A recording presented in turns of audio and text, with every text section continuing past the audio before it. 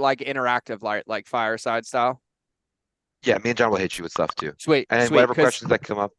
so if you want, I'll just say this real quick before you go live. If you want to do this, the way that I do this, if I give like virtual keynotes or presentations, is I have 3 mistakes that I teach that are ubiquitous that can Mm. apply specifically in that lens of like re-engaging customers or anything. So I can answer that way, or we can do it Q&A based.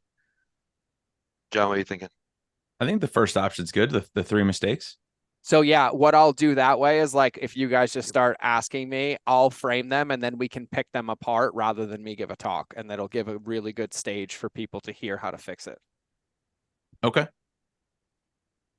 So you'll lead, right? I'll completely lead once you guys, bring me in, because I've and specifically in realtors, this one tends to land the most. It's what I do Yeah. for everybody, and they leave loving it. So yeah, the 3 mistakes are just the zone of doubt, the inverse journey, and the drown the journey. And so when I teach them, I can give examples, but then we can, ask Go back questions and and forth. pick apart why it happens and like how to fix it and all that stuff. Cool. Sweet. Let's do it. Cool. All right. So once we go live, then John, you'll do the intro, and then we'll go right into We are uh live. We are live. Hi. you. Awesome. All right, you guys, welcome back to another Lighted Up webinar. We are excited to have with us today George Bryant. George, we had on a podcast probably about a few months ago at this point. Yeah. But as you guys know, we're starting to bring back some of our podcast guests, some of our best podcast guests, to do a more interactive webinar. So we're excited to have you here, George. Thanks so much for I, joining us again. I'm stoked, and I have to say sorry. Like, I know I opened so many loops for people, and I'm only partially saying sorry because I do it on purpose as well. It's called the Zygarnik effect. But like, I swear to God, today I will give hows and solutions for everybody, because I got a lot of DMs, and I'm like, yeah, but you got to remember the game is won if before you ever get a how, the what and the why makes sense first, because then the how Yeah. sticks forever. And I think that that's like one of the most important parts. So I'm excited to be here and to give everybody some of the hows today. But yeah, there's a method to my madness. I'll say We this much. Although sorry, John. One of the things Go that's ahead. awesome is that you practice what you preach to an extent that, although we had to reschedule this twice, the Which taste I that we were left with apologize is for. like we were like, oh, we love him still. It Yeah. wasn't like, oh damn, really? It was like, oh, we love him. The last one was a video of you in the airport, like, hey man, shit's closed down. Like I'm gonna Yeah. be stuck here. I'm trying to get back to my family. Both times. Like, You're a busy dude, and that's all right. and like I literally was like almost in tears, and I'm like, I feel so bad. I don't want to break my word. And like I was calling Ashley. I'm like, do you think I can do this in the lounge? Like, let me try to find some Wi. She's like, you need to find a way to get home. And I was like, oh yeah, Yeah, yeah, yeah, I should do that. I'm Yeah. gonna go home now. yeah. No, Well, but we listen, appreciate you, man. yeah, we appreciate you 100%, and thank you so much Oh, it's my honor. It's my honor. for making it Awesome. happen. So we're going to dive in today, guys, with the 3 common mistakes that realtors make. And if there's any questions you guys have during this discussion, please pop them in the chat, and we'll hit George with them, and we'll take it from there. Yeah, please. And I can't read that, so someone's gonna have to feed me like a circus monkey over here. But with We this, got you. and Gotcha. I wanna frame this really well, because realtors, for whatever point anywhere in this world, maybe it's because my wife was one forever, but I have this natural proclivity, and lately it's been all realtors, and every time I tell them these 3 mistakes, it changes everything. And so these are very, very important to understand. And so I'm going to kind of map these out for everybody listening, watching, in a way that's easy to understand. And so if you write this down, I'll make it easy to remember, right? So I call the 3 mistakes the triangle of death, right? And I call it that on purpose. If you commit any one of these 3 mistakes to a customer or potential customer, you basically are just chopping a leg or two off and expecting to win a marathon, right? And so all 3 of them are required considerations at every interaction or every touch point of a customer journey, right? And so, quick high level for everybody, just in case you didn't listen to the first episode, when I say customer journey, what I mean is a series of steps where you have a solution for anything and you're guiding someone somewhere closer to their goal or your goal, and you're laying out a path for them, right? That doesn't mean that you have their email or their credit card. This could be you met somebody who said they were interested in a home and asked for more information, and you said you'd follow up. What proceeds to happen after that is a customer journey. If you choose not to follow it, you just throw your own business in the trash. If you choose to, that's a customer journey, right? So it's a series of steps that we either intentionally think through and create a result, or unintentionally don't and create ill consequences, right? And so that's what I mean by customer journey, right? So with these three mistakes, the three mistakes are simple. Mistake number one, I call the zone of doubt. The zone of doubt, right? And I'm going to give my textbook definition of this. If I was to write my own George Bryant dictionary, this is the definition that would be in it. Don't write this down. It's the space between the opt-in, exchange of information, or credit card purchase where the dopamine is wearing off. The longer that zone exists, the faster the undercurrent of your customers' anxieties and doubts takes over, deteriorating both of your chances of success. i.e., the moment there is a space, they are going to make up a story and you are not going to like the results of the story. Because in absence of story, someone will create one. And in the understanding of business, irregardless of your business, if somebody is coming to you for help, they are most likely moving away from pain somewhere in their life or looking for relief, which means they have this lens of this is hard, this is broken. And so if you exchange information with somebody and you meet them at a conference and you are so excited and you're like, yes, I will shoot you an email tomorrow with everything we talked about, and you get busy because you're getting slammed with people and don't send that email for 3 days, it's not a big deal for you. But what do you think that person thought when that email didn't come? Right? And then what happened in that gap between when you said you'd send it and when it happened, right? Somebody else did. A thought went up. They don't like me. I'm not important, whatever, right? But that zone is there, right? Or you think about anybody who's ever bought a course on the internet has had this happen 1,000 times, right? You literally buy a course, and the expectation is when you buy the course, you'll get access to your login or the materials of whatever you bought. But how many times have you bought something and then you had to reach out to the company to either get access or get the product? Now that everybody nods, let me know how that made you feel and how you felt about the company in that moment, and then what your relationship lens was like moving forward before you even got into what you paid for. It literally creates like a wound, right? Or the other famous one, and this one tends to happen in the real estate world all the time, is you think about old bait and switch. Like, hey, give me your email, I'll give you my 7-step guide to buying a home at a lesser value. And then the moment you get the email, it's an upsell or a sales page or a boom, right? And that's also a zone of doubt because it's an incongruent experience, right? So that's the zone of doubt. And so for me, understanding that in the game of business, no matter what the business, the only thing we're actually monetizing is relationships. Because at the end of the day, a relationship is the deciding factor between somebody buying, not buying, moving, not moving, referring, not referring, right? And so at any inflection point in a relationship, there's a leader and there's a follower. And in our world, our job is to always lead, which means we need to be leading every step of that journey. So the zone of doubt makes sure that if we're communicating with people, if we're talking to people, if we're making promises to people, that we're making them and managing expectations, but also keeping our word, right? And so like, you'll notice when I teach this, and you know this, I teach like, yeah, if you follow me on Instagram, you're going to get a DM from me. If you DM me, I will send you a video message, and then it might take me 3 days, but then I will send a video message back, right? And they're like, okay, got it, right? Like, and everything matches. And that's what closes that zone of doubt, right? So that's mistake number one. Does that make sense?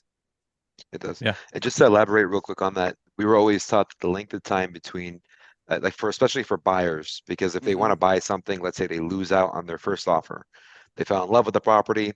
The longer it takes for them to find a house from there, they start blaming you and they start doubting your ability. Maybe we have the wrong agent. Yep. And the truth is, it's not that they want to blame you. There's no other story that they can tell because they don't know one, because they're not being led. Their expectations aren't being managed. They're not being communicated with, and there's no relationship with them deeper than the transaction, which means the moment it gets hard, the baby goes out with the bathwater. And all that tells me is that there was no depth in the first place, because I've had plenty of issues with realtors, and we became family. Like we bled Yeah. together. And I was like, oh, I'm going to war with my realtor. Like they went to war for me. Right. Right. Like, and Yeah. so a lot of it comes down to that. So yeah, that's how I would say for that one. Awesome. Yeah. Very good. So then that's mistake number one. And mistake number two is called the inverse journey. Right. And the way that I think about this one is the inverse journey is any time a touch point in any customer journey is about you and not your customer or your customer's results. And so if you're writing something down, I want everybody to write this down. Your customer or potential customers' results will tell them everything they need to know about you. Right. So, like, tangible example is the amount of cold phone calls people get. Realtor offers get them all the time. Right. If somebody picked up the phone to call already, they had enough information to feel safe enough to call. When they call you, the first thing you do should not tell them about how fucking amazing you are or how many homes you have in production or what Yeah. your number is or whatever. The first thing better be a damn question about them, what they want and what they're looking for, right? So in that lens, it makes sense. But think about all the times in content, in ads, in marketing, where like I did this and I did this and you should come see me because I did this instead of because you'll do this and you'll feel this and you'll achieve this, right? And speaking to their after states, right? So an example I like to give that everybody laughs about is I use women's skincare or men's supplements as an example, but in the world of e-commerce, this is the one that gets everybody to get it. Every woman listening to this who's bought skincare has seen this, right? And so they'll go look for a product on the internet, right? And I just use collagen with hyaluronic acid. And they're like, oh, I want healthier hair, skin, nails, and less wrinkles, right? So they're like, oh, I'm going to buy this collagen with hyaluronic acid. So they buy the product and then they get an email from the company. And the email goes something like this. And it's like, hey, Jane, thank you so much for buying our collagen. Truth be told, is I am obsessed with skin health. I actually have spent the last 18 years of my life getting 17 board certifications. And then I went and lived in the jungles of Costa Rica for 9 years. And when I was there barefoot, one day I stumbled upon this hidden ingredient and I bought all of it. And there was only $11 million worth. And we have the last bit of it. And we did all of this for you. And so I'm so excited that you bought my product. And I'm going to tell you how amazing I am as I considerably gaslight you and I'm narcissistic. And I don't realize that you already had enough information to buy it. And I just made you leave forever. Like they get that email. Dudes get it with supplements, right? They get the email that's like, hey, I'm so excited you bought my pre-workout. Here's why I'm amazing. Here's why I'm strong. Here's why I can do this. And I'm like, great. Well, you go have fun and wonder why nobody sticks around. There's nothing for them to be a part of, right? So that's the inverse journey, right? And so you think about Instagram, the amount of DMs people get. And I like to tell people what I do as like an example, but like somebody will DM somebody and clients of mine all the time and they'll ask a question, right? And so I'll watch them answer the question and they're like, oh yeah, well, I did this. And yeah, when I did this. And I'm like, bro, what are you doing? Answer their question. I don't give a fuck about you, right? Make it about them. Yeah. He's like, what would you say? And I'm like, Yeah. oh, John, thank you so much for asking about customer journey, man. Dude, I remember what it felt like, and I know exactly what you're talking about. Here's where the questions that I asked, and here's what I thought, and here's what I think will happen for you if you do this. So do it and let me know how it goes, right? It's just a really simple reframe, but it all makes so much sense. But in the hustle and bustle of this transaction machine of like more clients, more clients, more clients, what we don't realize is the ones that we put in the bucket, we cut their legs out when they go in and they don't have a chance of sticking around because it's like on to the next and on to the next. And so we fill this bucket that there's more holes in the bottom than the top. And then we're convinced that we have to put more in the top. But eventually you run out of people because there's not one business that's successful and been around forever that's built on acquisition alone. It's retention. It's always a game of retention, right? As of 2023, 93% of marketing is word of mouth marketing. 93% as of 2023. And in the absence of a story, you won't like the one that they come up with. So unless you build a relationship with them and help them and guide them, the story that they have isn't going to be a good one, right? So that's mistake number 2, which is the inverse journey. Yeah. Just because that's so important and I want that to resonate a lot more. There's, especially in a lot of cold calls, a lot of people will say, well, hey, I'm working with a number of buyers that are looking to purchase. You gotta like, have you thought about selling? versus I know one of my favorite lines that I've heard was uh, we know that somebody sells every 8 years. I know you've lived in this house for 7 years. Where are you planning on moving to next? And it makes it really focus about them, where they feel Uh-huh. like they're being put in the spotlight. Yeah, yeah, and Yeah. like I mean, like here's the thing. Like I'm gonna make a recommendation I've never made publicly before, but I'm gonna tell you right now, realtors, if you want to guarantee to win your game, just go by Chris Voss's masterclass on his negotiation game. Just Yeah, use mirroring, labeling, and it's game over. It's yeah, game over when you apply customer journey principles, right? Because really what you're doing is when you get somebody's attention, you're creating a space to collect as much information as you can to support and serve them, right? And so 2 ears, one mouth. And in the world of sales, it should be like 8 ears, one mouth, right? Like that's yeah, that's really like you should have octopus ears in the world of selling, right? So yeah, it's really, really important, and it's subtle, but it's hard. It's hard sometimes because when you think about how most people teach marketing, or even the world that we live in, like you go to events, you go to these things, it's just like go, go, go, next, next, next, on, more, more, more, right? And there's this like, hey, just slow down for a minute, and let's make sure that like before we get more, that the more that we're getting is staying in the bucket, right? Like that there's some yeah, principles or some depth here to keep people around, so it's not just this black hole. yeah. I love that. And Yeah. just so that if anyone's watching this and they don't know what mirroring is or Oh yeah. labeling, so mirroring is essentially repeating back the last couple words that they said. It's another way of saying, "Tell me more about that," but by asking, it's an active listening tool. Mm-hmm. Yeah. And then, Yeah. Yeah. George, how would you explain labeling? Yeah, so labeling.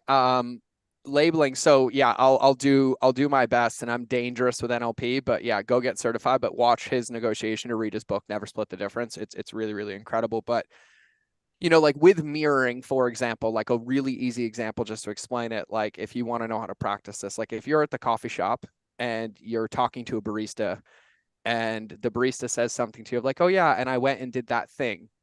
You would say, "Oh, what did you do with Yeah, that thing?" And then the barista would then go on and divulge more, right? And so what you do is you pick a common word, a common thread, or when you get really good, multiple threads, yeah, and then you use it to open it. And then what you're looking for is you're looking for common ground. And so for me, what labeling is like when you say something that I'm like, "Oh, we think the same," then I'll say, "Oh, when you said that, is that when you're like, oh yeah, oh, that makes you happy?" And you're like, "Yeah, yeah, that does make me happy." And what we find is a mutual label that we both agreed is the same thing. And if you're using this in the lens of selling, it's yeah, that you're either agreeing to the same goal or that they're in that place or they want the same thing. And it's really like what I describe it as is bringing everybody on the same playing field, like speaking the same yeah, language Right. and understanding things together, because that's the fastest way, right? Because you think about it, like when I used to sell back in the day, like I didn't know any better. I didn't know sales training. I just talked the whole goddamn time. And I was like, I will talk you into submission. And everybody said yes, right? And they're like, yeah, 3.5 hours in, they're like, yeah, I'll wire you the money. Like, can we just get off the call? And I'm like, cool, right? and and really what it was though is that I was trying to force them to understand my language yeah, rather than taking the time to learn theirs, because my translation's a whole lot easier than theirs to mine. They've never spoken mine, but I've spoken theirs, right? yeah, And so it just gives you some frames or ways to think or tools to have in your toolbox just to practice with, just to use, right? And it's interesting too, because if you think about it, I watched the masterclass on a Delta flight on my flight to Hawaii to keynote. I wouldn't have actually watched it normally, but I came home and bought it and I sent it to my team after. And, it was interesting because he hired an actress to do this with, and he told her he was going to do it. yeah, And then I know literally within, exactly the scene you're talking about. Yeah. yes, literally within 3 seconds, this woman is in the game. Like, I mean, in it. And then after, she's talking about how much she loves him and how great he is. And she fucking knows nothing about him because all he did was ask questions. Right. But he That's what I was made gonna her. say. Yeah, go ahead. Yeah, I was gonna say is it fair to say, George, that like if you're really doing this effectively, you'll walk away from the customer with them, with you knowing everything about them and them knowing very little about you?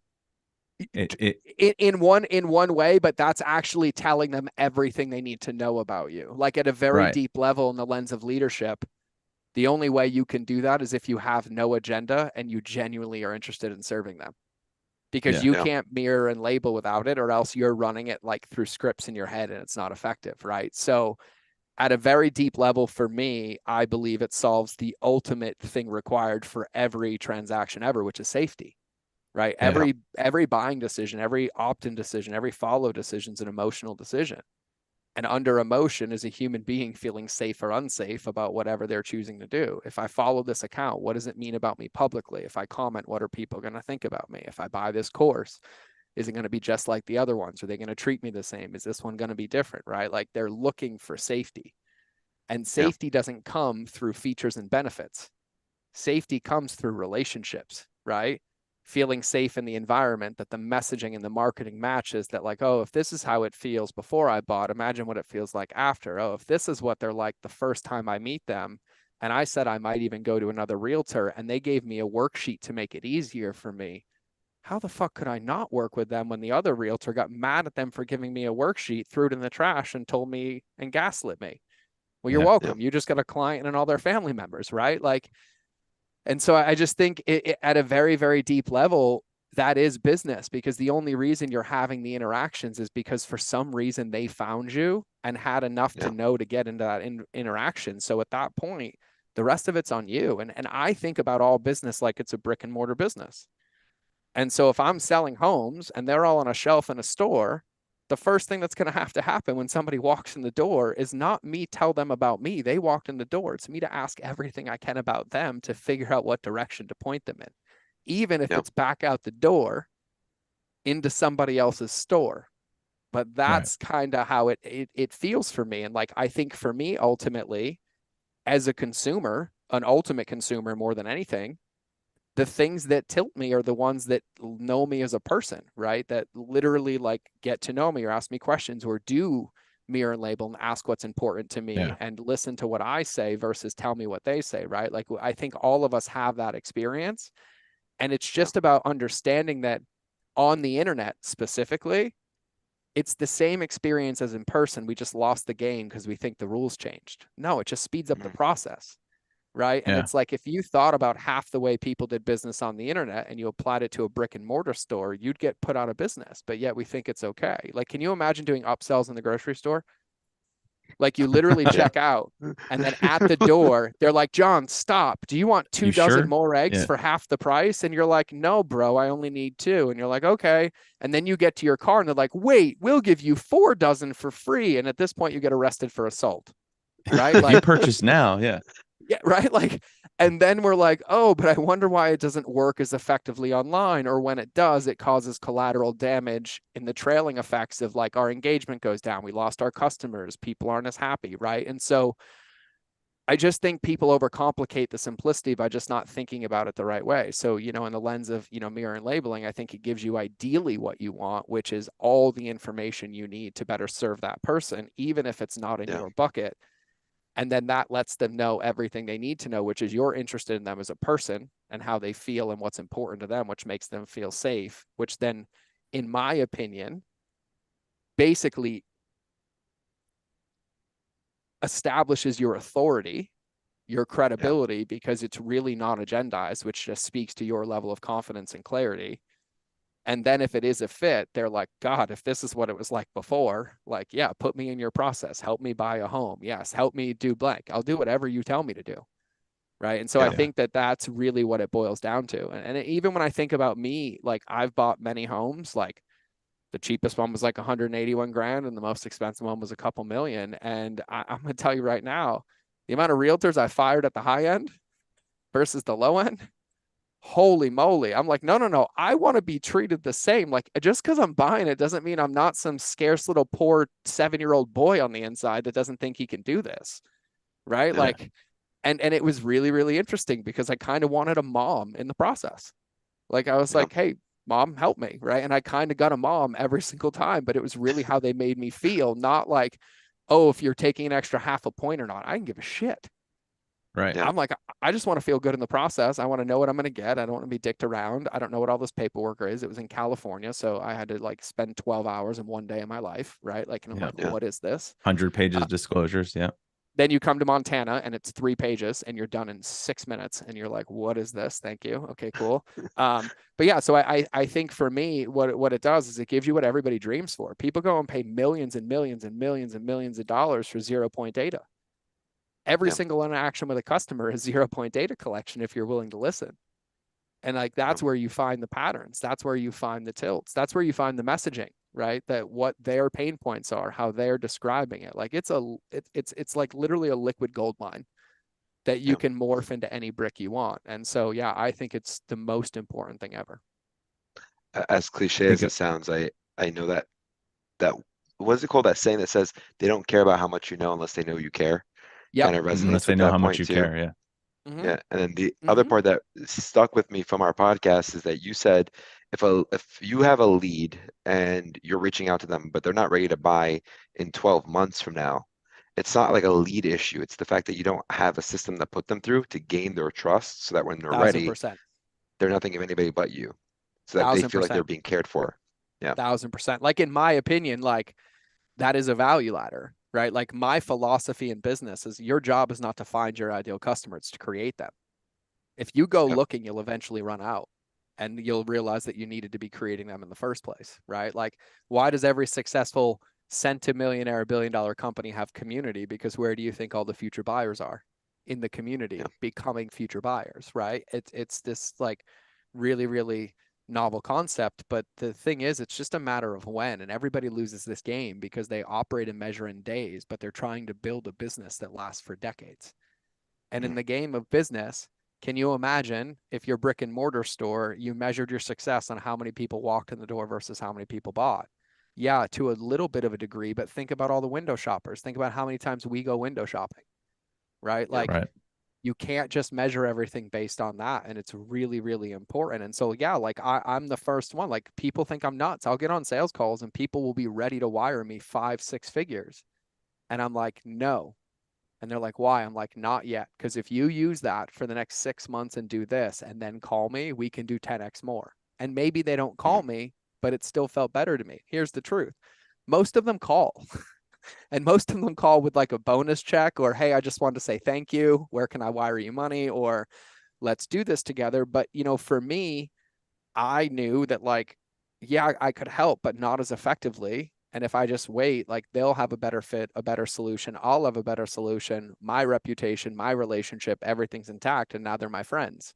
Right. So Yeah. like for me, it's the only way to do business. So if somebody DMs me and they're like, hey man, I was checking out your event and I really want to come, it would be massively beneficial. I just don't have the revenue in my business. I'm not going to be like, oh, boo hoo. I'm like, well, what's your business? Well, great. Go read this book, Fix This Next by Mike Michalowicz. And then here's 3 creative ideas I would do to generate some revenue. And they're like, dude, thanks. And then sure as shit, 1 or 2 events later, they're sitting in a VIP seat. Yeah. Right. And so it really just boils down to like at the end of the day, and before I even get into mistake number 3, I'll use Nike's billboard. It doesn't say just do it only if you wear my running shoes. My business isn't relationship speed algorithms only if you hire me for coaching. Right? Vital proteins, we didn't scale to 1 billion because it was healthy hair, skin, and nails only if you bought our collagen. Our number one hack is we made a 30-day guide to getting healthier hair, skin, and nails, whether you use collagen or not. It Mm. just so happened that everything in that thing linked to my collagen, and they realized it was easier to take a supplement than it was to make smoothies every day and buy all these foods and do all this stuff, right? And so at the end of the day, you'll never lose the game of being in service because the end of the day, the only thing, like the worst thing that happens is you give somebody something of value and they do nothing with it. I still save that relationship because the only thing they can say about me is I was there to help, which means if they get stuck, they might feel safe to come back. If they take Yeah. it and they get the result, they never needed me in the first place, which means I just capitalized on that 93% word of mouth marketing and just created an ally and a friend for life, which is probably one of the best business decisions of my life. They take it, they try it, they realize they don't want to do it alone, and they get clarity they either want coaching, they don't, or it's from somebody else, or they take it, look at it, and they're like, fuck no, I'll just pay you to do it right now. I can't lose. Like you Yeah. really, really can't lose. And so for me, I think it's just a really the easy way to understand business. But with Nike, in that it's to just do it, not if you wear running shoes. I think in the lens of business, you have to remember that every conversation is a potential customer. And the result of that depends on how they're treated. And so that doesn't mean only if they're going to buy a home or only if they're going to sell a home, because they might be a no, but their circle of 7 or 8 entrepreneurs that all move to the same town of them after me that all buy multi-million-dollar homes of the people that they're going to introduce you to. Exactly. And we decided not to buy because we decided to rent a ranch that we loved. And I became friends with the realtor and she's like, well, screw it. Do you want to go snowboarding instead? And I'm like, yeah. And then all my friends used her as a realtor. Every one of them. I'm like, no, she's my snowboard buddy. Yeah, no, she got you. She's got you. She's got the whole valley. I don't know anybody else over here. I've never listed or sold a home with her, but she got a lot of money in commissions and my friends live here.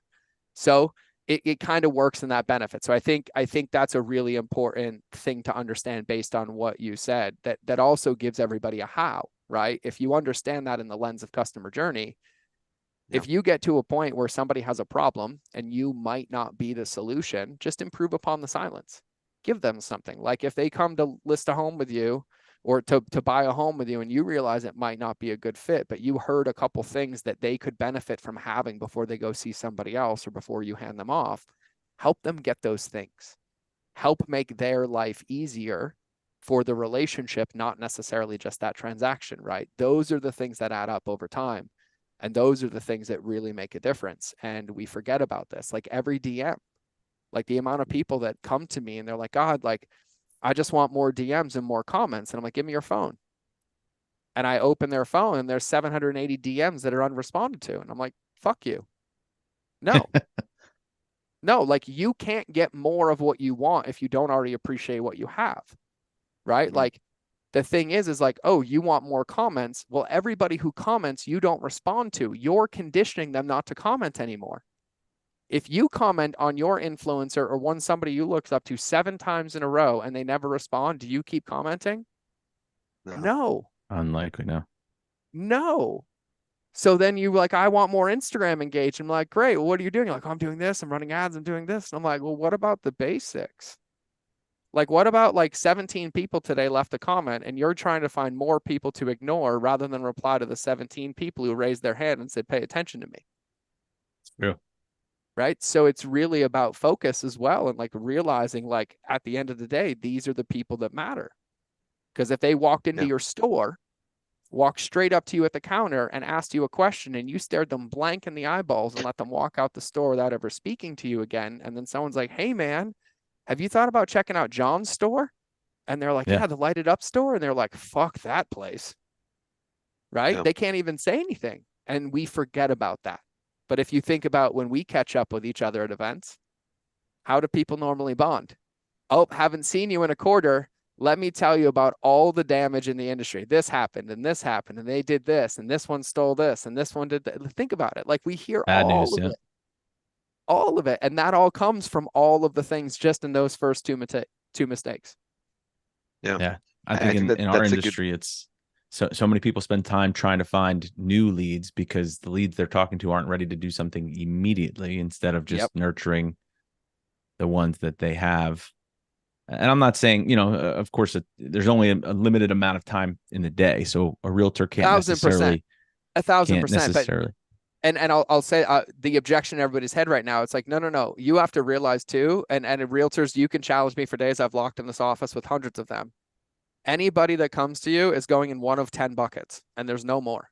Like they're really, really simple buckets. And each bucket has 1 to 2 things that are really like pain points and solutions. And so it's really about having a toolbox of resources, whether it's a video of you explaining this one thing with a really easy worksheet that somebody could use in your process that would help them in somebody else's process, or anything, whether it's like fucking understanding a HUD statement, right? Or knowing what paperwork to have. Like on another call with realtors, like one of the things that they do once somebody becomes a client is they make them the single source of truth, right? They make them a Dropbox folder organized with their wills, their taxes, their bank account. Like they organize it for them. So after they buy the home, everything's done. And they're like, I'm like, well, wouldn't everybody benefit from that? And they're like, yeah. So all we did was we moved it from the back of the process into what happens to everybody, whether they become a client or not. So to become a Yeah. client, you have to build your single source of truth. But if you end up not, then we tell you how to use it, what to do with it. And then whoever you go with, I'm the one that helped you. My name's on the worksheets. They're in the videos that explained what it was in there, right? It's just these little subtleties. And so like in my world, it's really, really simple because people come to me for mindset, customer journey, or relationships, right? It's always one of those things. And I have an event, I do coaching, I do all of it. But basically, if they're like, yeah, George, I'm starting a business. I haven't made $1 online. I could never afford to work with you, but like I really need to understand this customer journey thing. I took a specific series of podcasts that I recorded just for them and I put them in order and I put them with 7 emails. And I'm like, great, here you go. These will give you everything you need with the books that I recommend. And when you get to this point, this is what I would recommend doing next, which is coming to an event, whether it's 12 months from now, 18 months from now, and it's only $600. Go. And I almost have like these little tracks, right? And so when you think about it, like I almost think about business like my job's to be a triage nurse. And it doesn't mean that I always have to have the medicine, but I can write the prescription. So a lot of the times I make resources for people utilizing other people's books or resources or videos. And then I just explain how to use them better, right? But that still improves upon the silence. Like if somebody came to me and didn't know, and this is a really crappy example, but was interested in like, eventually, buying a home and doing blank, and they were stuck up on like a HUD and understanding it. And I knew they weren't ready. I'm like, well, hey, I understand that. And, I made a video that would be helpful for you and I can walk you through. It's about 8 minutes. I'll send it to you. It walks you through the HUD with examples and, you can call me in the future, but this might help you understand. Would it be helpful for you? And they're like, yeah. And you send it away. All you're doing is improving upon the silence, right? But I don't know what happens once it leaves that door. That video could be sent to 17 other people, 87 other people, nobody. They could not watch it, but I guarantee you if I ever have another interaction with them, it's positive because I turned Right. the last no to at least a neutral or a neutral to a yes. And that's kind of Yeah. my obsession at every interaction. Yeah. I'll give you guys a quick example. I had years ago, I was trying to list a for sale by owner of FSBO. And I remember speaking with them, and whoever I was coaching with at the time was like, you know what? You should leave them with an offer. And so what I said to this for sale by owner, I said, even if you get an offer from a buyer directly, I'll be willing to go through the contract with you, even though I'm not getting paid. Mm-hmm. I'll take a look at it, second set of eyes, just to make sure that, you're not going down the road with a buyer who's going to waste your time. And I'll be honest, I offered that to hundreds of for sale by owners, thousands. And no one really took me up on it, but they all left the call with like a good feeling. I think one Yep. guy took me up on it. Yep. But anyway, this woman I remember specifically giving that piece of information to, or that suggestion to, she ended up selling it herself. And all went well, but she has now referred me to probably 5, 6, 7 people over the years. And it's always a Yep. funny referral because they'll be like, oh, I heard I should work with you through Susan. And we always laugh because I never even sold Susan's house. Susan sold Yep. her damn house herself. Yep. So it's always funny, but just because I offered to do that, people sort of look at you like, wait a second, you would do that? You would look at a contract even though Yeah. you're not involved in the deal? So, Yeah. And so just like with leave that. that, I love that, John. And I need to say something because like that's one that involves your time because it's something where you're adding an expertise. Entrepreneurs lose a lot because they don't think about how much value and knowledge they have that doesn't have to be called upon like in that moment. It can be asynchronous, whether it's an awareness of this or how to organize this or a simple way to stage this or a worksheet to prep this or things like that. And so in that lens you feel it, but then in the same lens of like if you even ask and realize like what's the number one question I've been asked the most in the last 6 months, right? And you think about it and you're like, God, I've answered it so many times. You're like, if I made a video about that and made an actual solution, every time I'm asked that question, I buy back 2 minutes of my time inserted with a 15-minute valuable resource that somebody should probably pay money for, which we don't want them to. And then it increases that's effectiveness that'll get shared out. And so just thinking like that is one of the most powerful ways to win the game, right? That's where process comes in, right? I actually recorded a podcast this morning on goals are for people who aren't interested in winning, and systems are for people who are, right? It's James Clear from Atomic Habits, right? And it's like, at the end of the day, I know that if my goal is to lose 30 pounds, no matter what happens, if I just commit to walking 30 minutes a day, drinking my water, sleeping right, and eating in a 200 calorie deficit, I'm going to lose the weight. And the only way I would lose is if one of the days I didn't do that or I broke the pattern. It's not about all the complexity that's in there, right? It's really about the simplicity of the system and sticking to those behaviors. And in the lens of business, what I watch happen all the time, and this happens to realtors a ton, is in the early stages of business, they don't do these mistakes. They don't do the zone of doubt and they don't do the inverse journey because they can't, because their business wouldn't work if they did. And so at that stage, constraint takes over and you have to be dialed absolutely everywhere. But then this place happens where comfort happens, right? You get space for the first time and you start to pull levers and you're like, oh, I want more. And in pulling those levers, you add a lot of things and it adds noise and distraction away from those core needle movers or behaviors that made you effective in the first place. And then you try to hire people and systems and it just gets convoluted. No matter which way you slice it, the behaviors that you did the first 6 months of business that made you the most successful will be the same behaviors that you're doing when you run the business of your dreams the moment you realize they're the same. Like, no matter which way I slice it, no matter how much is added to my plate, how busy I get, if I don't create content every single week on either a podcast like this, my podcast, or a keynote, I don't exist. There's no point in me doing anything else whatsoever. Right. And so if you think about that in the lens of business, it gets convoluted when we add all this complexity, but it's really about getting the attention of the right people, making them feel safe and putting them in an appropriate bucket, and then protecting those things more than anything. And no matter which way you slice it, it's always going to come back to those things. And so building systems around them are the way to win. But, you know, when I go into companies and it doesn't matter the company, everyone's like, what's the secret to scaling them? I'm like, I cut out all the bullshit that got in the way of the things that worked in the first place. Like, scale comes from subtraction, not addition, right? Subtract the noise, protect the needle movers, and keep your not to-do list really clean so you don't do those behaviors, right? And so no matter which way you slice it, you build systems around those things. And so if you're going to build them, don't build them around the transactions, build them around the people, the place where you get the most quality information, like the place where people are, which is in relationships with people, right? Like, that's where you're going to win the game. And no matter which way you slice it, if you have an existing business, you don't have a lead problem. You most likely have a connection or a relationship problem, because every single pain point that you're looking to find in every person you haven't found exists in every person you already have access to. And they probably have the same problems and the same pain points, and you could gather the same solutions, right? And help them in both. And so I think it really comes down to focus, right? And like, even in the e-commerce world, you pick a company I scaled to 100 million, 300 million, 500 million, 80% of all the revenue all came from one product. All of it, right? And if you looked at that product, 80% of the leads for that product all came from one ad. And if you looked at that ad set of the 18 creatives, 80% of the conversions came from one of them. Like, wow, it's always the same way that you slice it, right? And so, like, even in your world, when you guys clip podcasts, there's a way that you do it now, and you do it that way because it works better than it used to, right? And right, and the way that we win that game is by constantly iterating on the thing that works, not getting distracted and adding all these other things that keep us away. Like, the workout works, right? If you want to get stronger, deadlift, bench, and squat. Like, no matter which way you slice it, some variation of those, if you do some variation of those or some form every day for the rest of your life, no matter what, you will get stronger.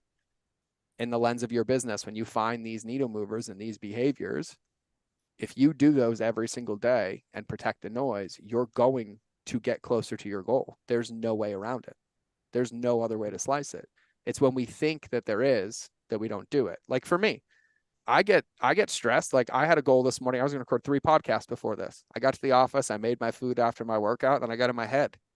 Before I know it, 2 hours had passed, and I'm like, shit, I didn't do the podcast, right? And then I'm like, all right, got it. I'll just get one. Like, I got to get one, right? It happens, but distractions come up. I had like an email I didn't expect. I got a phone call from a client that added a fire that wasn't my fire, right? So all these things come up, and I have to like, oh wait, got it.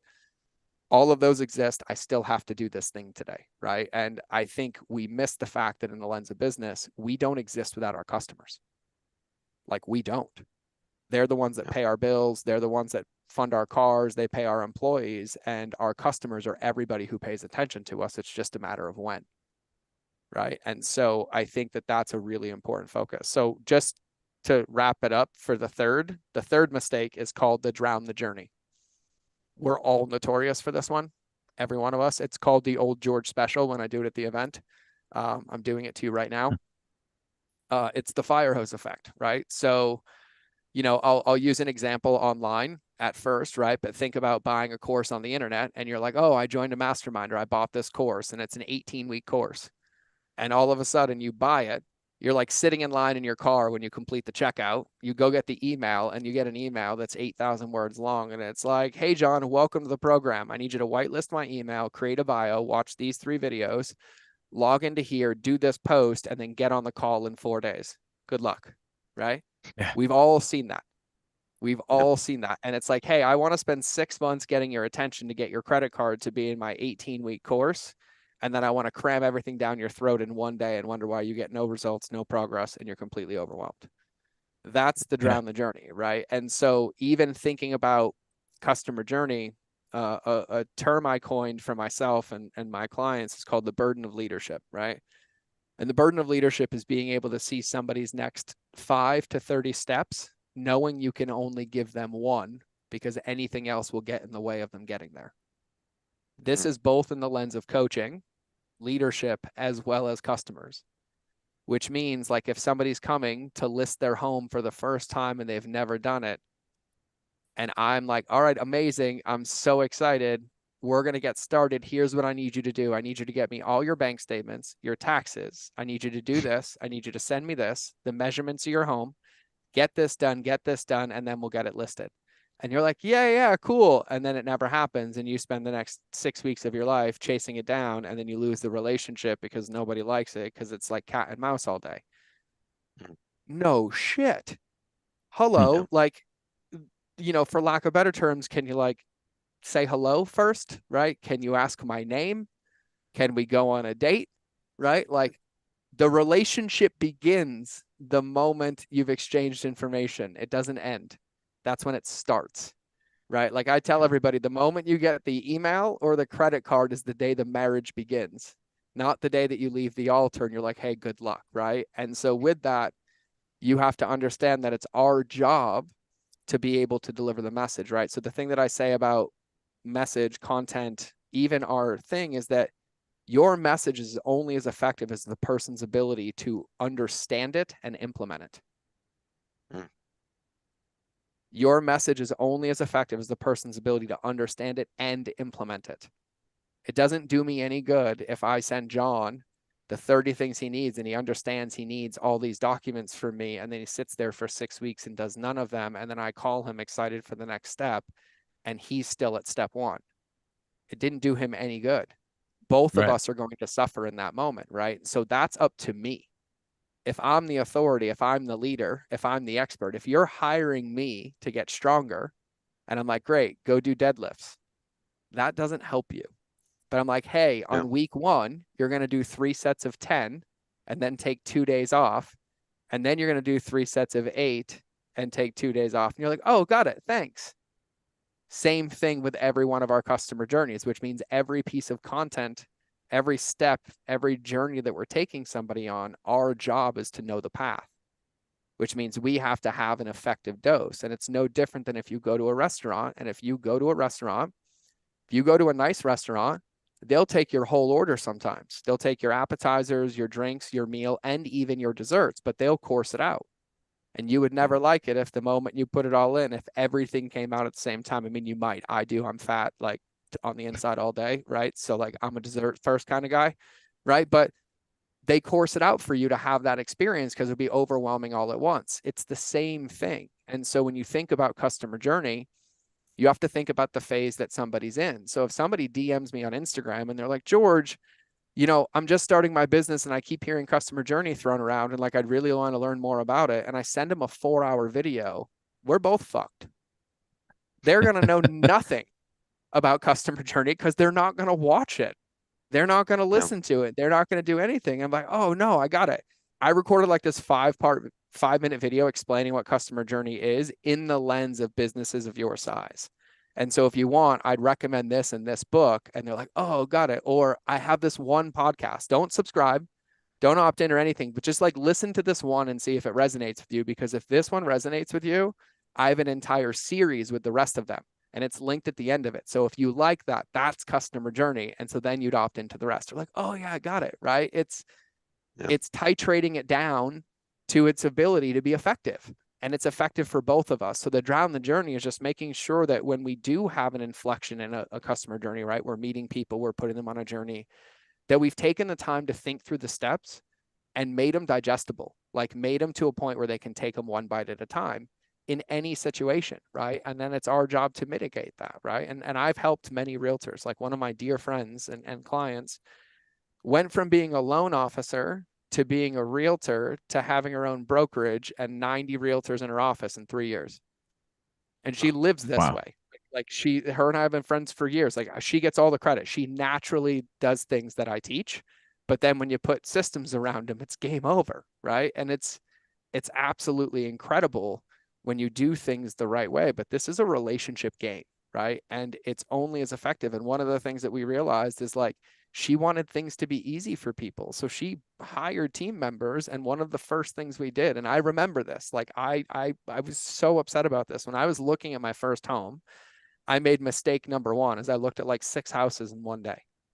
And my realtor didn't tell me to write things down, didn't tell me to take notes, didn't take anything. And it was like a massively overwhelming process. And then I remembered the next time I bought a home, I was like looking at homes, I brought a pen and paper and I like took the MLS sheet and I wrote notes on the sheet. So I could see the house, I could see my notes. And I'm like, oh yeah, I didn't like this. I liked this. We would have changed this. Boom. So when we started with my friend, we hired somebody to come with it and we had them scribe for the people looking at the homes. And then we would deliver it, not on the MLS sheet, but in a presentation with a picture of the home, a photo of them standing at the front door. So they had a memory of it with the notes they said of each house. And you'd be shocked at how big of a difference that makes in every single process. And so when you think about these things and you can identify what pain points are, you can either help them create solutions or you can create the solution, which also just adds, an asset, a thing like that. There's so many things that you can do when you just take time to understand this, right? And so with the single source of truth, what it was is they had it, but they were having a massive onboarding problem because people would come in as a client and then they were getting stuck collecting it. And I'm like, well, let's just collect it before they become a client. And it just so happens if they collect part of it and they're no longer a client, we help them start their single source of truth, which they're going to need when they go to buy a home again anyways. And so naturally it worked, right? And so we're like, hey, when buying a home for the first time, no matter what, these are the things you're going to need. You're going to need this and you're going to need this. So start building a file and boom, right? And it seems so simple, but it makes such a massive difference at such a macro level because it's anchoring in. But like you think about Andy Frisella's 75 hard. Why is it so successful? Because it doesn't require Andy. Everybody can do it and they have it in their life as a way to measure it and do it. And so if you think about the world of business, is our job is to solve people's problems. Well, if they're coming to buy a home from you or to sell a home, a lot of them are having the same problems. And if you create solutions, even if they don't buy and sell your home, you're going to massively benefit across the board. It's just a trickling, right? So the third mistake is to drown the journey, which is just breaking things down in a simple process or a series of steps so that people understand, number one, that you have a plan. And if you have clarity on a plan, people surrender and feel safe knowing there's a plan. They just need to know there's a plan. That's all they need. And so they surrender and feel safe, which is what gets them into momentum and gets them into the process of building those things and doing those things. So those are the 3 big mistakes that I see across the board. And they apply to email. After somebody opts in and buys something, they apply to DMs, they apply to cold calls, they apply to cold leads, they apply to meeting people at conferences. They're all applicable. Is it as simple as managing expectations? Just that is on people. Key number one, solution number one, right? So I'll give you guys a little bonus part. So The inverse of these, or not the inverse, the solution of these, there's 5 steps that I teach that have to happen at every step of a customer journey, right? And I'll teach them really quickly and they will make sense to everybody, right? But yes, number one, like what you just said, it's really about managing expectations, right? The difference between, hey, John, I'll shoot you an email tomorrow, after the event to, hey, John, when we get back, I'm really busy. I'm going to shoot you an email within the next 7 days. And when I do, it will include this. Keep your eyes peeled. And you're like, cool. If you don't hear from me for like 6 days, you're not upset about it. But if I email you on day 4, you're like, oh shit, he got this to me early. Awesome. And if I email you on day 7, you're like, oh, it's right when he said. I can't Yeah. lose the game. So yes, managing expectations is huge, but in managing them, you also have to know the plan, right? So the 5 steps that I teach, there are 5 of them, and it's acknowledge, prepare, project, pre-handle, and excite. And I'll explain all of them very quickly. They're really easy. I just need a sip of water. So at a very high level, what we're really, really doing, and I have to teach you this quickly with an example. So let's say somebody is buying collagen on the internet and they bought the product, gave me their credit card, and then I'm emailing them. I'm going to teach that through these lens, and then I'll give you an example of like an Instagram DM or a lead, right? So I know they're coming to buy a product. They came to buy collagen. So the acknowledge step means the first thing I need to do is say like, good job, you made the right choice. Right? Like they just bought something, they have an open loop. I have to close that loop, right? Somebody opted in for something, they opted in for my 7-day to fat loss guide. I'm like, hey, good job, John. You did it.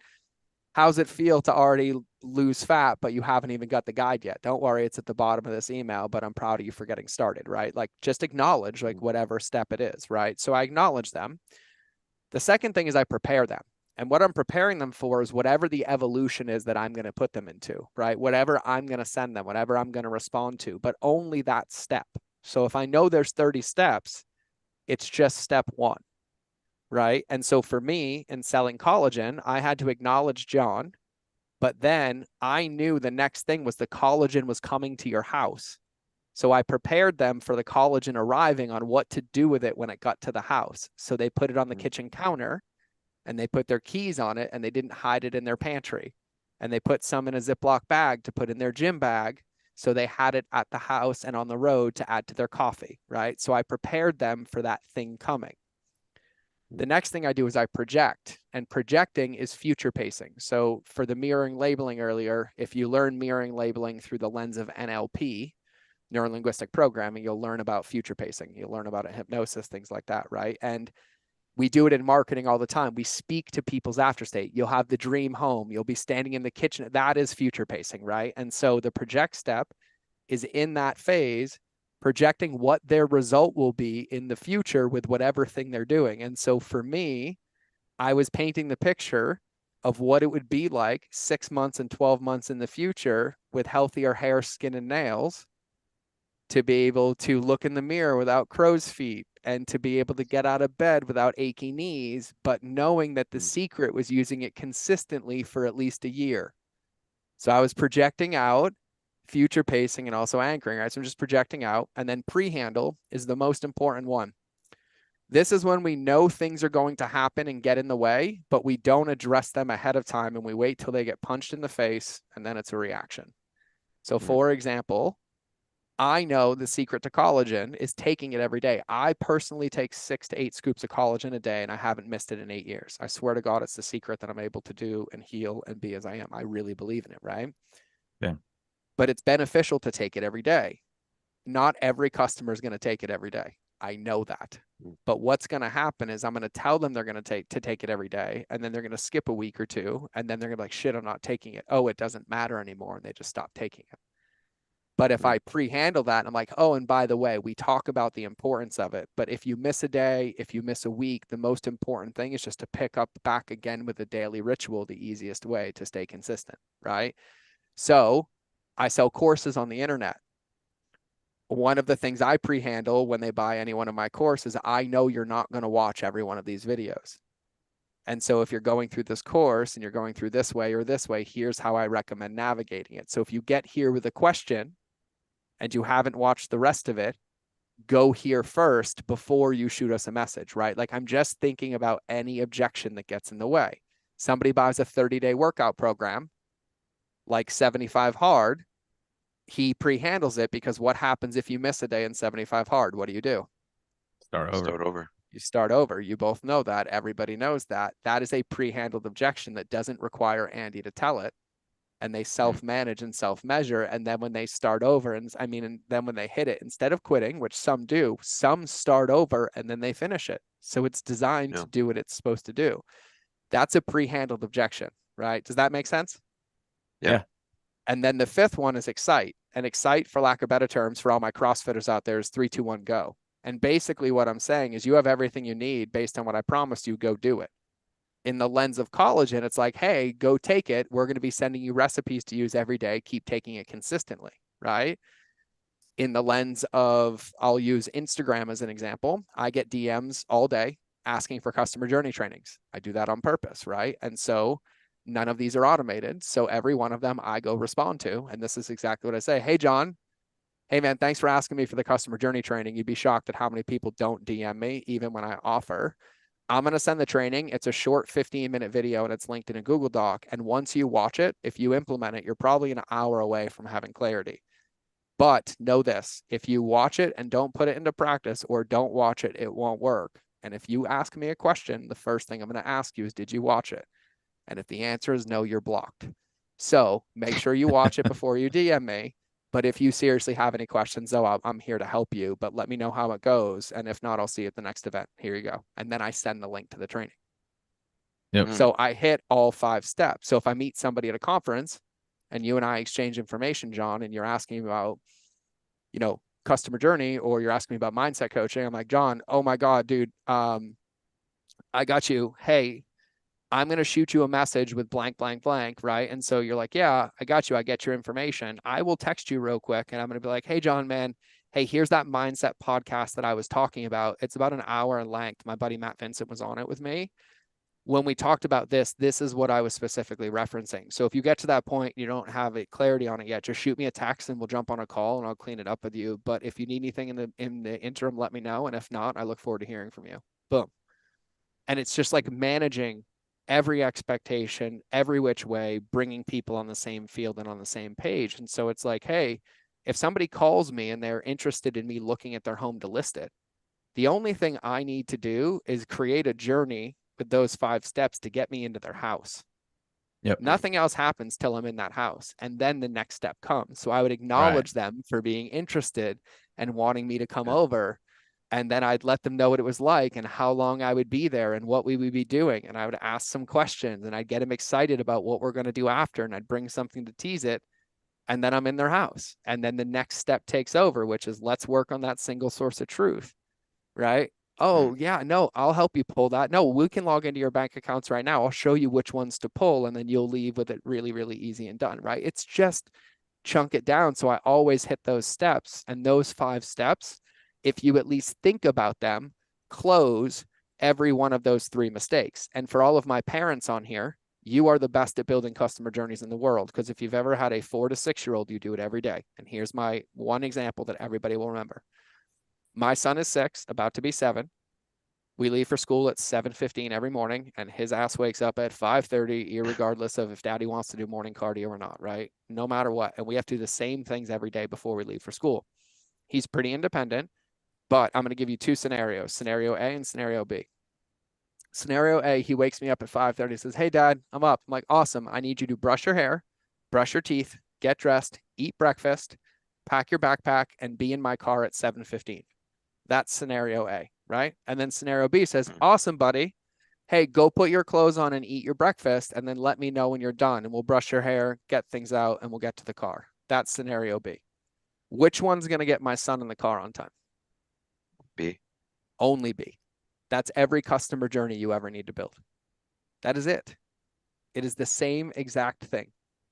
If I have a client that comes to me, 2 clients, and they're like, I want to lose 100 pounds in the next 12 months. Client A, I say, great. Here's your workouts, your supplements, your meal plans, your photos, your gym membership, your camera, and your plan. I'll see you in 12 months. Client B says, I want the same thing. And I'm like, great. I need you to go drink 16 ounces of water tonight, get 8 hours of sleep, and meet me here at 7 a.m. tomorrow. And we're just going to go on a 10-minute walk and set some goals. And I do that every day for 365 days. Which client's going to lose the weight? B. B, is client B ever going to get mad at me that I'm helping them every day? No. We still pay for trainers. They just tell us to sleep, drink, eat more, right? Eat better, move more, drink more water, sleep more. We do the same thing. That's what a customer journey is. It's really taking the time to understand what is the dosage or what is the recipe that's going to get the effective result for the person, not create more pain for you and for them. Because what we fail to recognize is that the harder it is for them, the 10 times harder it is for us. Right? And then we think the solution is bringing more people into the problem rather than customer journeying that thing and then realizing that everybody comes in as a solution because this is the only thing that mattered in the first place. Yeah. So that's how I see it. That's a big eye opener. I think a lot of people who are in sales, they fail to delegate effectively, and they think by giving people checklists of items, they think they're delegating effectively when they're adding on more to their plate overall, because then people are confused and pissed off. Yeah. And really the way for realtors to win is to think about everything in like, you really have a playbook, like you're a professional sports team, right? And really the amount of players that walk onto your field, there might be 2 to 5 players, right? It's buyer seller. It might be, pocket listings, for sale by owner, reverse wholesale, like whatever buckets, but there's not that many buckets. And if you think about your buckets, no matter what, everybody enters one of those buckets in one of the same 3 places. And eventually they all need the same exact things to move past. Right. Yeah. And so everything happens in these like micro chapters. And so the way to win is to build systems and processes around those that are around the relationship in these like micro customer journeys that aren't manual and don't create these mistakes. And then you just solve the biggest one first. Right. And then like, if that's like, yeah, every time we onboard clients, they get stuck in this mess for 4 weeks and it's a pain in the ass. Well, that's probably where these 3 mistakes are happening. How do we manage this? How do we build a step-by-step journey? And once you solve that, it buys back time. It buys back resources. It just so happens that was the time and resource you needed to get more leads in the first place. And now you have the space to hold them. Yeah, no, I absolutely love that. Every time you talk, I end up taking a whole page of notes, which I love. And I loved your talent code series.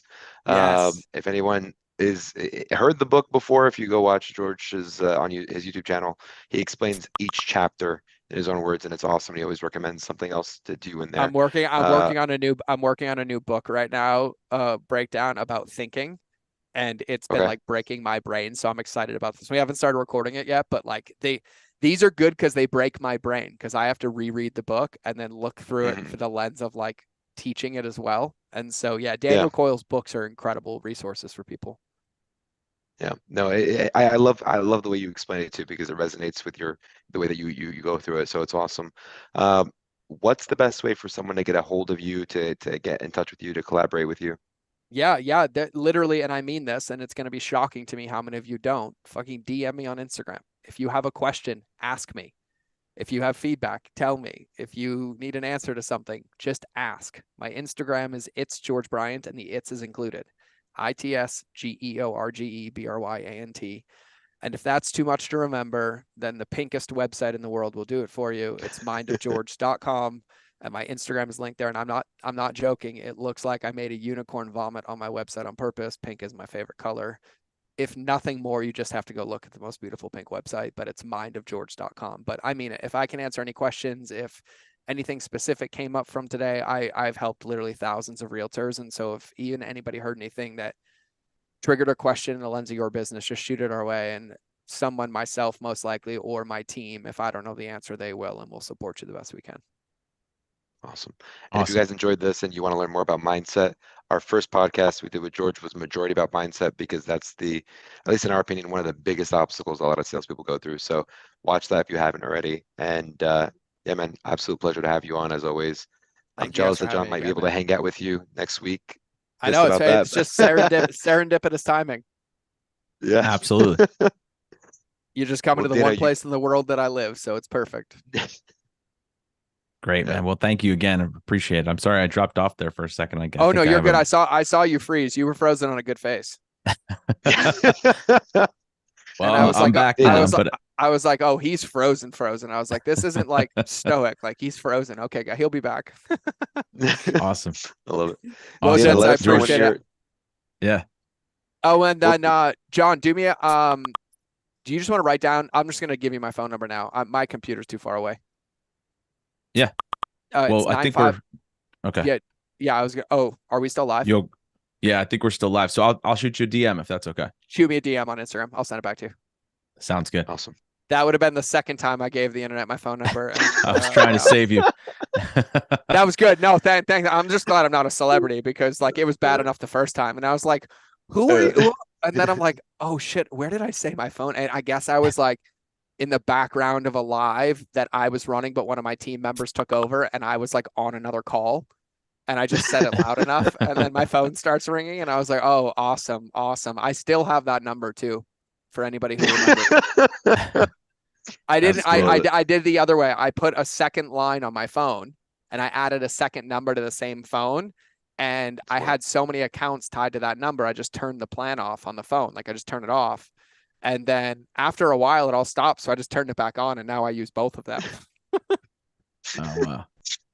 I love that. But We'll a make good others note, unhappy. John. A good note though. Here's why: I live in Montana, and my old line is not a Montana phone number, and the difference between me having a Montana phone number and not is the difference between having dinner or not when you call. There you go. So yeah, the 406 number is there's no waiting list, and then the outside number is there's a 2-hour wait tonight. Yeah. I believe it. Welcome to tourist towns. Yeah, bro. Awesome, man. Awesome, Well, guys. thank Well, you have again. a beautiful day. Thank you guys so much. Thank you. Take care, man. Appreciate it, Later. guys. All right, bye.